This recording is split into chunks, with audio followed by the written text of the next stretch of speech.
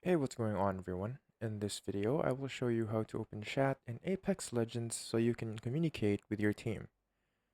If you're on PC, the default key to open the chat is pressing enter. Just press enter and the chat box will appear on your screen. Do note that opening the chat box only works in-game and not in the lobby. Before, you were able to open the chat box in lobby, but the game has been updated and I don't know why they removed that chat box from lobby, but it is what it is. Now I will show you what it looks like to open chat box in a match. So what I will do is load into the firing range.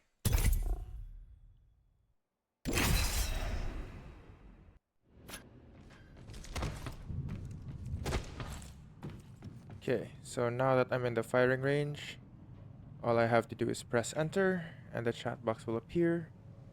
You can type in anything that you want here and it will show as that.